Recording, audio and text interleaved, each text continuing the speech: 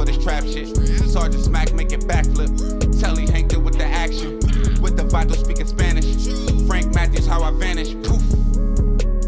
Came back like I'm King Tut. Gold BBS is on a beamer. When Fat Cat was 10 queens up. Ball off the profit, not the re-up. Fly like Puerto Rican Jesus. Uptown like I'm Baby Maine. Just caught a touchdown from the Bay. Real out here, you know what I'm saying? Me and my cut-through committee, you know what I'm saying? We be riding. The name of one of them was Be Stupid. He in the Fed now. Yeah, I was gonna ask about him next. So what is a 701 release? Tonight, New Orleans is a city in crisis. Police are looking for leads. Extremely violent crime wave. The teenage boy is now dead. Shot and killed overnight. Cut-through, dog, to the bone, bro. In 2005, the same year that the catastrophic storm Hurricane Katrina would change New Orleans forever, a study would be done by the city's Metropolitan Crime Commission. And what that study would reveal would be staggering. It would show that only 7% of the individuals arrested by the NOPD were eventually sentenced to prison. That study, along with a full-length article done by Time magazine about 8 months after Hurricane Katrina would hit the city, would highlight the inefficiencies within the court system.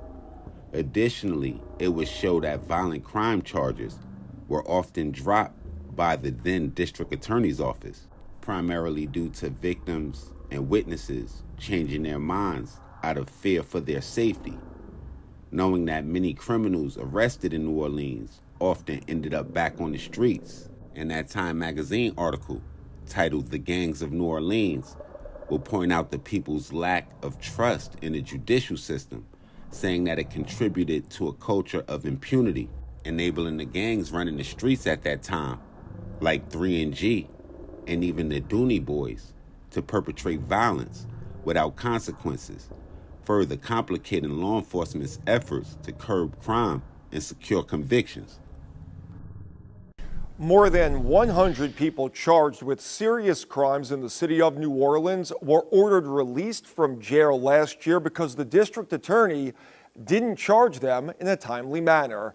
It's called a 701 release, and WDSU Investigates found some of the crimes people were accused of include murder, robbery, and carjackings.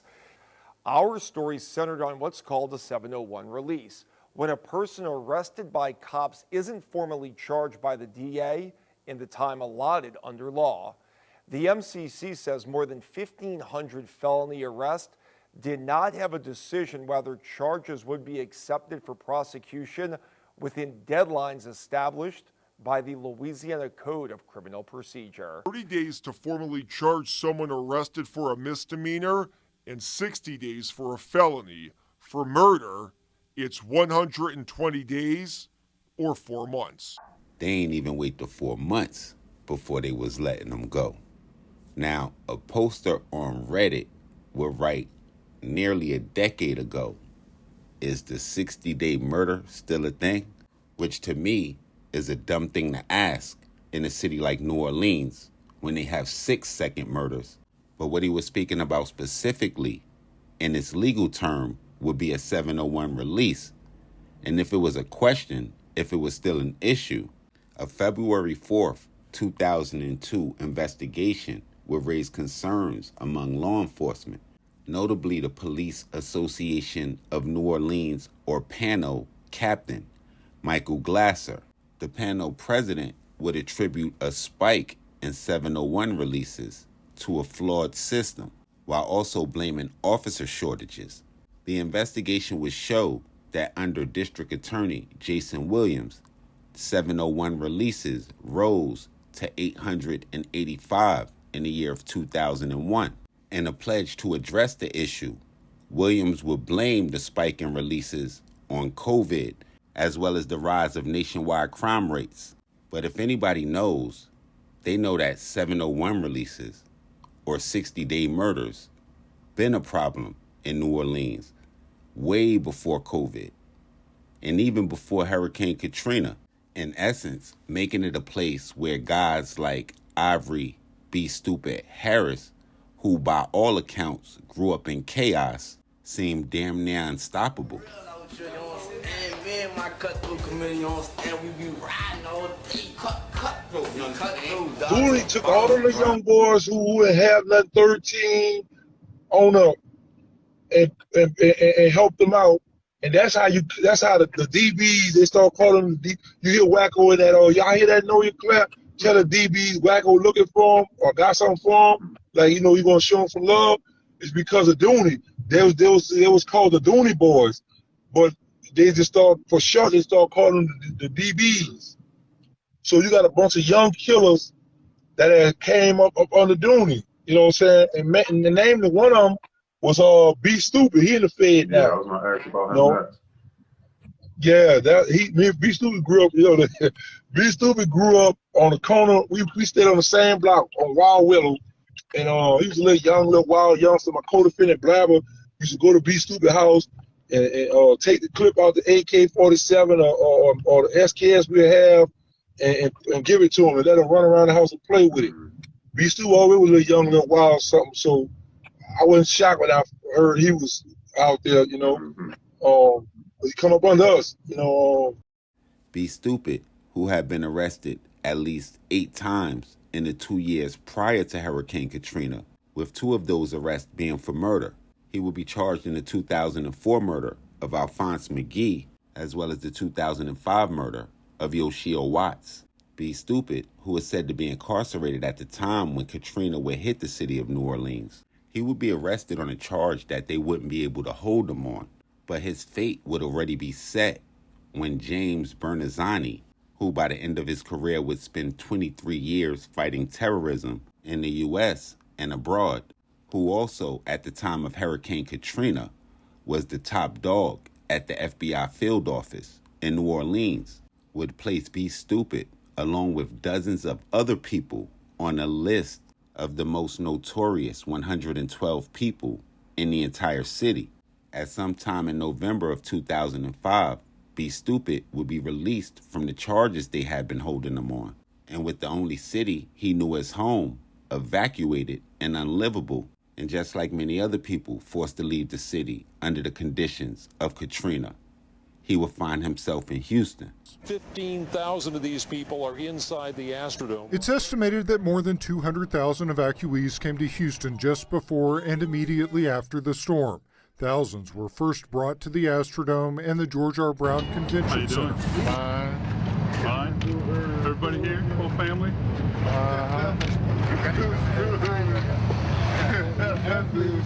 My wife, I think she's somewhere else located in Texas. I'm trying to find out where she is. While most people were trying to recover from the 3rd most deadly hurricane since the U.S. has been tracking them, with the death toll of Katrina only behind the 8,000 people killed in Galveston, Texas on September 8, 1900, and the 2,000 people that would lose their lives in a hurricane that would hit Lake Okeechobee in 1928. According to the Houston Police Department, Be Stupid would make his presence felt almost immediately.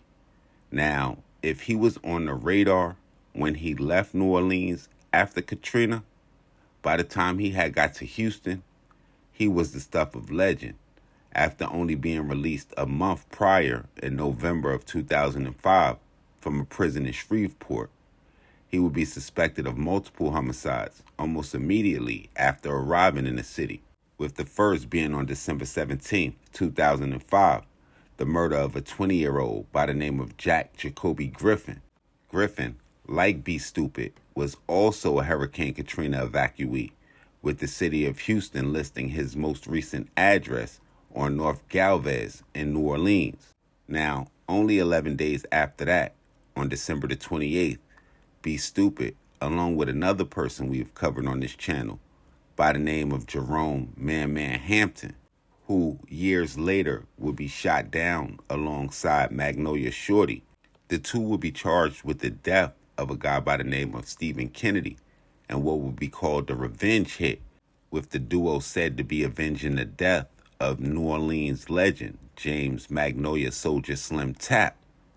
Later on in an interview published with the Plainview Herald, Houston police would make the claim that Ivory B. Stupid Harris would be the common denominator in a wave of bloodshed that involved 11 evacuees suspected of homicides. But it would be the next body that he would be charged with, along with a drug raid that he would be caught in the middle of that would ultimately sit B. Stupid down. A man by the name of Jermaine Manny Wise would be gunned down exactly 2 months from the alleged Soulja Slim revenge hit on February 28, 2006, during Mardi Gras. And like Soulja Slim's payback slide, authorities would also suspect Jerome Man Hampton to be an accomplice of B. Stupid, saying that they believed he possibly drove the getaway car. B. Stupid wouldn't be arrested until nearly a month after, when authorities using a search warrant for Jermaine Manny Wise's death would track B. Stupid down to an apartment complex in Kenner, a town in Jefferson County. And when they did, things would take a federal turn because he would be found with 3.5 ounces of heroin, 3.5 ounces of crack, a pistol, 2 AKs, and nearly 6 bands. Presumably seeing the odds stacked against him, B. Stupid would go ahead and cop out to the work, the guns, leading him to receive a 25-year sentence. And in that plea agreement to the feds, he would also agree to plead guilty to manslaughter in the death of Jermaine Wise in state court, saving him from what almost would have been probably certainly a life sentence. He would be spotted post-conviction, pictured with the recently released BG. And y'all just think about this. With all the stuff that they say he was possibly responsible for, Ivory B. Stupid Harris is still scheduled for release from the feds in the summer of 2028. And this will be the part where we're going to need our mob ties, legal analysts, and jailhouse lawyers to get in the comment box to let us know exactly how that state conviction might affect that federal release date of 2028.